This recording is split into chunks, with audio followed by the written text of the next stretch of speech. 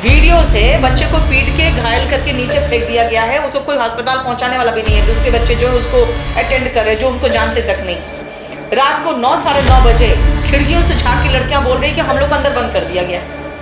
हुआ क्या है कि जब आके उन्होंने धाड़ से मारना इधर शुरू किया ना, तो एक बार तो मैं चौंकी क्या हुआ।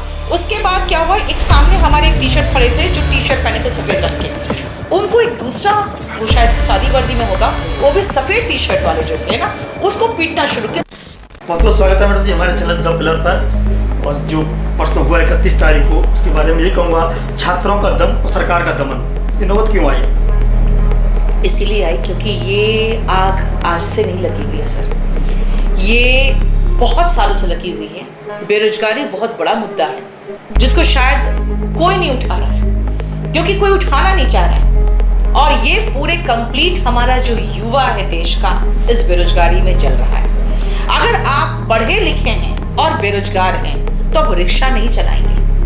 आप पढ़े लिखे बेरोजगार हैं तो आपको एक नौकरी चाहिए जो सम्मानजनक नौकरी। प्राइवेटाइजेशन के बाद भी ऐसा कोई नौकरी क्रिएट नहीं हुआ है। और जितने भी जो पढ़े लिखे जो अच्छे बच्चे होते हैं, जिनको पता होता है हम कुछ कर जाएंगे, वो अपनी जवानी का 3 से 5 साल सरकारी नौकरी की तैयारी में लगा देते हैं। और उनमें काबिलियत है, वो नौकरी निकाल लेगा। और हमें पता है उनकी जो तैयारी होती है वो कोई भी एग्जाम क्रैक करने की क्षमता रखता है। लेकिन आप उसको सुविधा तो उपलब्ध कराएंगे, उनको वैकेंसी तो देंगे। जब वैकेंसीज नहीं है, वैकेंसीज आती है तो जब एग्जाम देने जाते हैं तो वहां पे एग्जाम में इंफ्रास्ट्रक्चर नहीं मिलता है। वो आज का बच्चा ये डर के निकलता है कि मेरा माउस चलेगा कि नहीं। ये डिजिटल इंडिया है सर। ये यार तो डिजिटल इंडिया का दावा करती है सरकार। आज से पहले से नौबत आई, कभी आई है ये? सर हम तो बड़ी लड़ाई लड़ रहे थे।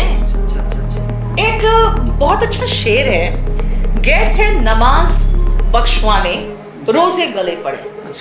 हाँ, टीसीएस के जो खामियां थी 2-3 उनको सुधारने निकले थे। पता चला कि आज हम एक पेन पेपर माउस के लिए लड़ रहे हैं। सर हम लोग नीचे लेवल पर पहुंच गए।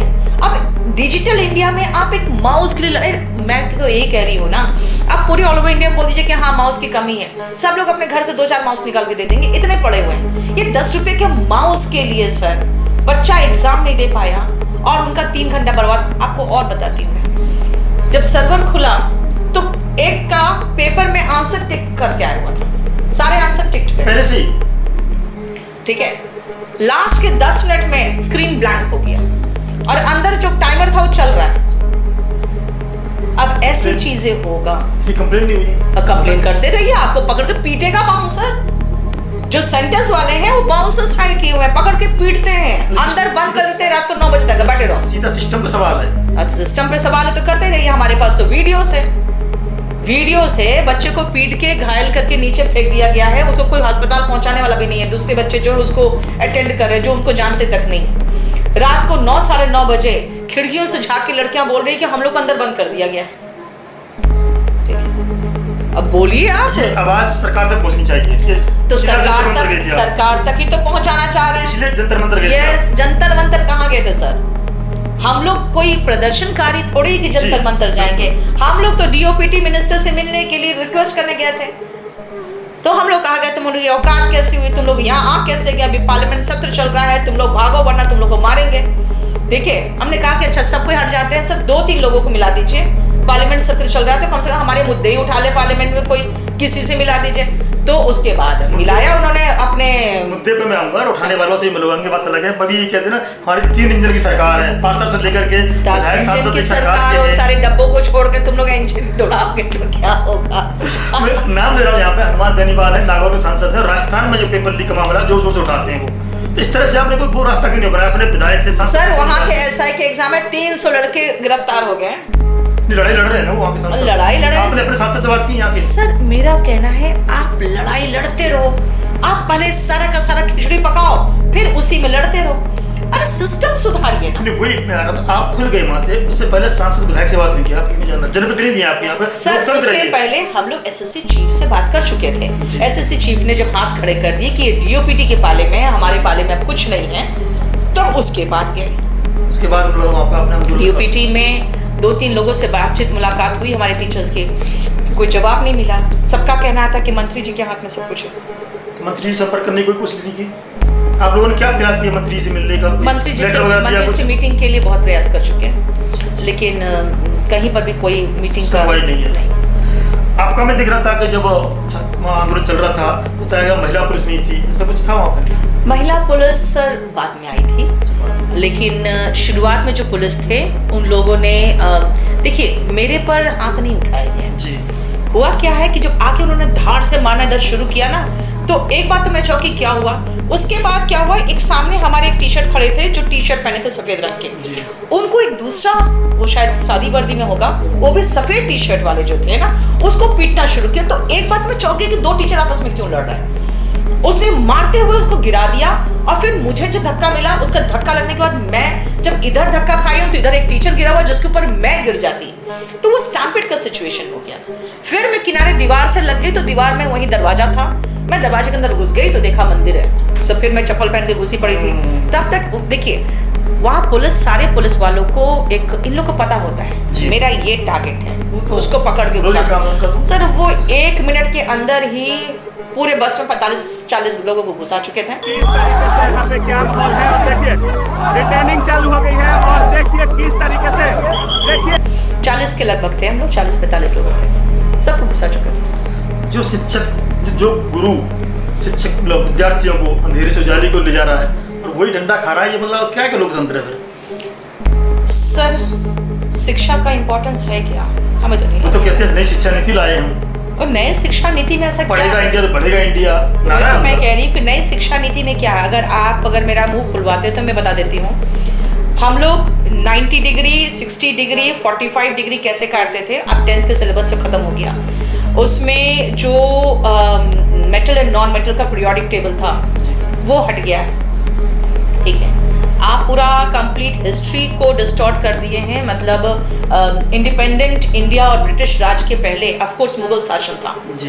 तो अगर आप पीछे जाइएगा तो आप कहिएगा इंडिपेंडेंट इंडिया के पहले ब्रिटिश राज था, उसके बारे में पढ़ते हैं मॉडर्न इंडिया में, उसके बाद पढ़ते हैं मेडिवल में जो मुगल को पूरा हटाया जा रहा है। नहीं वो तो कह रहे हैं कि इतिहास गलत लिखा गया तो सुधार रहे हैं। नहीं, मेरा ये कहना है कि अब आप सुधार कैसे लीजिएगा, उनके बहुत सारे तथ्य हैं, लंबी नहीं वो कैसे सुधारिएगा, क्या आप इतिहास गलत लिखा हुआ है, ठीक है जी। अब आप इतिहास जो सही करिएगा वो तथ्य कहाँ से ला रहे हैं, वो बता रहा हूँ मैं आपको, छोटी सी घटना बताता हूँ मैं। हल्दी घाटी युद्ध में ये कहा गया था नॉन निर्णायक था वो, लेकिन अभी तथ्य मिले हैं कि वहाँ पर जीतने के बाद में महाराणा प्रताप ने वो जमीन वहाँ लोग दान दी थी, तो दान जो दी थी उस पर प्रमाण मिले। इसका मतलब हल्दी घाटी युद्ध था, महाराणा प्रताप जीते थे वो, ये प्रमाण मिले। तो कह रहे हैं हिस्ट्री बदलनी चाहिए। तो फिर एक काम करते हैं ना सर, उन्होंने कहना है नहीं मेरी बात सुनिए, तो फिर एक काम करते हैं हम लोग पहले इतिहास सुधारते हैं, उसके बाद मेरी बात सुनिए, पहले हम इतिहास सुधारते हैं, फिर उसके बाद नेहरू पे आते हैं, फिर नेहरू को फिर अंडू करते हैं, जिन्होंने डू किया उसको पहले अंडू करते हैं, है ना। उसके पहले फिर हम ब्रिटिश में आते हैं कि वो ब्रिटिश जो थे वो एक्चुअली ब्रिटिश नहीं, वो भारत से ही निकले हुए हमारे कुछ ऐसे पूर्वज थे जिनका हाइब्रिड हुआ है।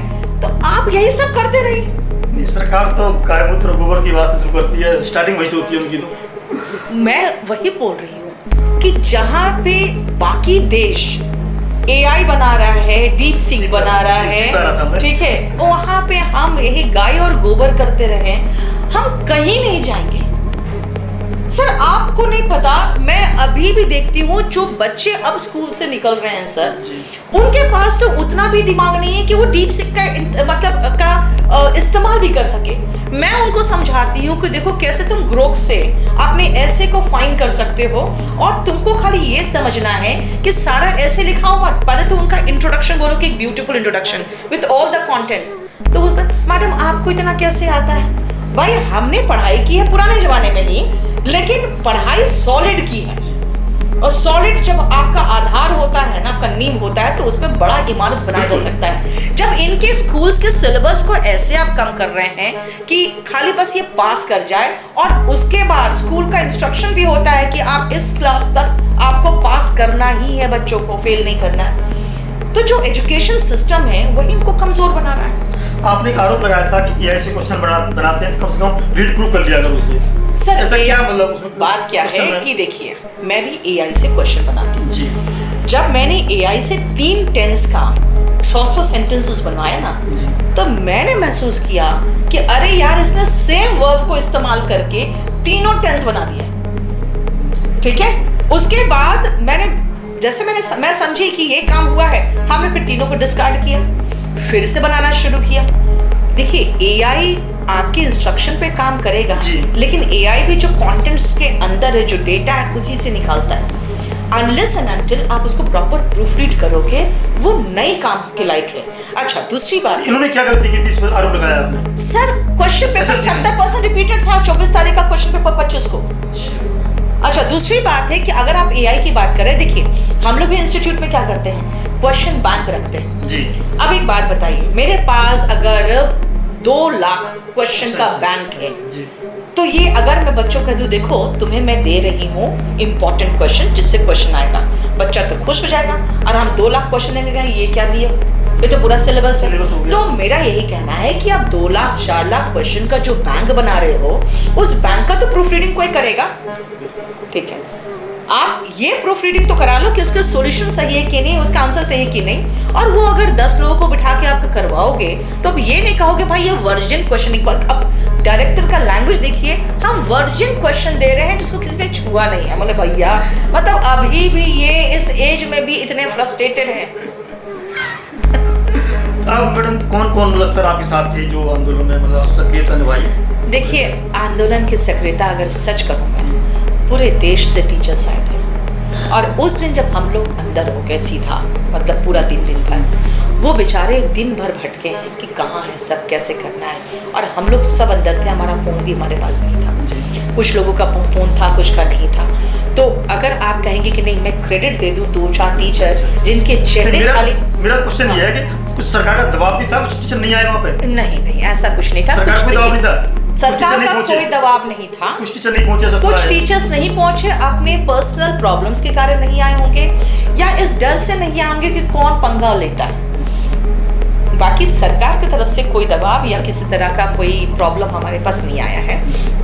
ऐसा नहीं है कि सरकार कोई नॉर्थ कोरिया की तरह हम लोगों को एकदम फांसी पे चढ़ाने। लोकतंत्र यहाँ पे नॉर्थ कोरिया कैसे जाएगा? देखिए, लोकतंत्र होता तो हमारे जो जनप्रतिनिधि हैं, हमारे जो मंत्री हैं, वो कम से कम हमसे मिल लेते हैं। ये अच्छा, मैंने पहले शुरुआत में कही थी लोकतंत्र मत ये तो आप ऐसा नहीं कह सकते हो कि लोकतंत्र, क्योंकि लोकतंत्र में राइट टू प्रोटेस्ट पीसफुली भी है जी, है ना, पीसफुल प्रोटेस्ट का आपके पास राइट है, तो वो भी नहीं मिला। सरकार तो कहती है कि लोकतंत्र में हमारी सरकार जनता के दरवाजे पे है, इसलिए वोट मिल रहा है। नहीं, दरवाजे पे नहीं है। देखिए, दरवाजे पे नहीं है, हम उनके दरवाजे पे गए तो मार खा गए, ठीक है, तो हमारे दरवाजे पे तो नहीं है, ये बात तो है। वोट तो मिल रहा है, इसीलिए देखिए, आप लोकप्रियता को अलग रखिए। लोकप्रिय सरकार है क्योंकि वो सही में सबको पसंद है, लेकिन एक बात है ना, जब आपके घर में आपके साथ कुछ प्रॉब्लम होगा तो अपने पिताजी के पास जाइएगा कि देखो ये प्रॉब्लम है, और अगर वो सॉर्ट आउट नहीं करे तो ऐसा नहीं कि हम तुरंत बाप बदल लेते हैं। हमारा कहना है कि जो भी लड़ झगड़ के घर में ही मामला सुलझाएंगे ना, अब जैसे मेरी एक टीचर के साथ अच्छी लड़ाई हुई, ठीक है, लेकिन अगर कोई प्रॉब्लम हुआ तो हम ही उसको प्रोटेक्ट करेंगे, मुझे पता है मेरा छोटा भाई की तरह। आपस में अनबन का मतलब ये नहीं है कि कोई दूसरा का कहे कि हाँ तुम्हारा घर में ये प्रॉब्लम है। मेरा कहना, जो प्रॉब्लम्स है सुन लीजिए, सॉल्व कर सकते हो तो ठीक है, नहीं को सॉल्व कर सकते हो तो कम से कम इसका जो वे आउट है, क्या क्या चीज सुधारा जा सकता है, वो भी देख लीजिए।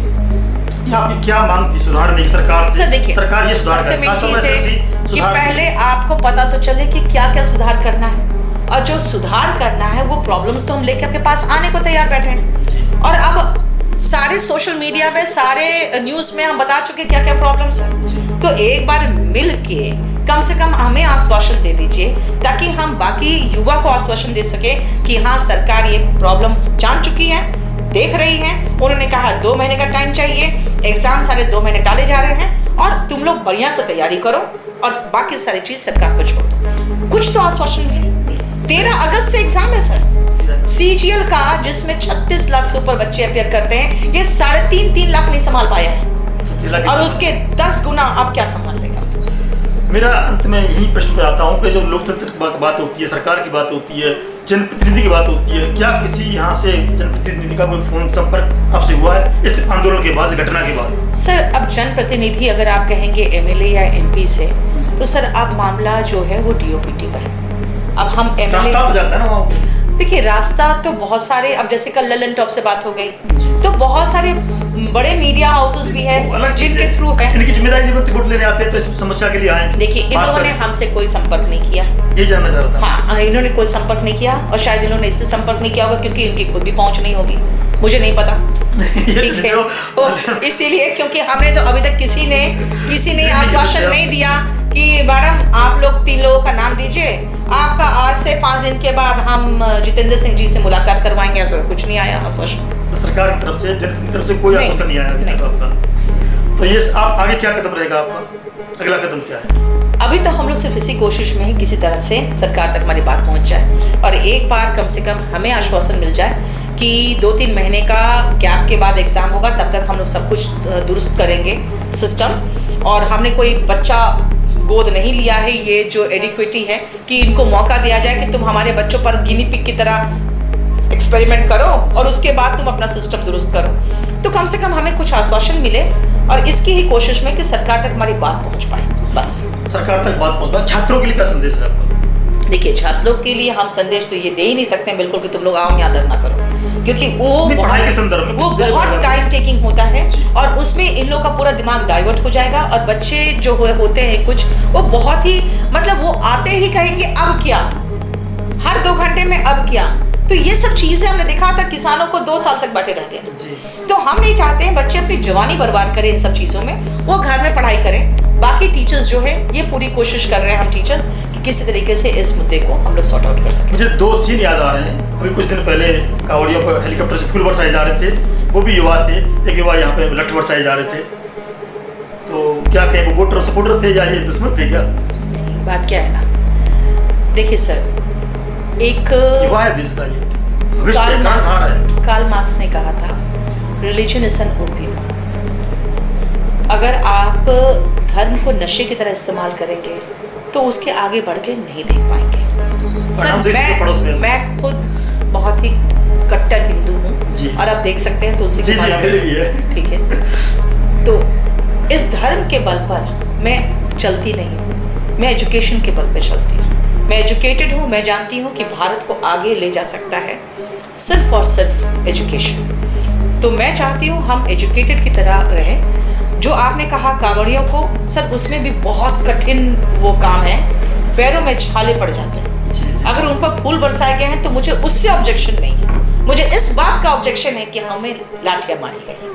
अगर आप भर पेट खाना खा रहे हैं, मुझे इससे ऑब्जेक्शन नहीं है, मुझे इससे ऑब्जेक्शन है कि अगला जो है वो भूखा क्यों मर रहा है। खाना मिले तो सबको मिले, बस ये चाहती हूँ। अंत में बता दूं, मैं जनप्रतिनिधि की बात, मुझे कोई संपर्क नहीं हुआ है। 2 लोगों का मेरे पास में ये भेजा, स्पेशली भेजा है मुझे, चंद्रशेखर रावत करके हैं, उन्होंने बाकायदा एक लेटर जारी किया है प्रति अध्यक्ष कर्मचारी चयन आयोग के लिए, और जो आपकी मांगे सारी उन्होंने लिखी है। मैं दिखाई तो लेटर है ये, देख लीजिए आप। हनुमान बेनीवाल ने भी ये सेम लेटर लिखा है। 2 सांसद आपके समर्थन में हैं, क्या कहेंगे आप? नाम ले रहा हूँ मैं, हनुमान बेनीवाल, चंद्रशेखर आजाद, ESP से नगीना सांसद है, वो नागौर राजस्थान से सांसद है।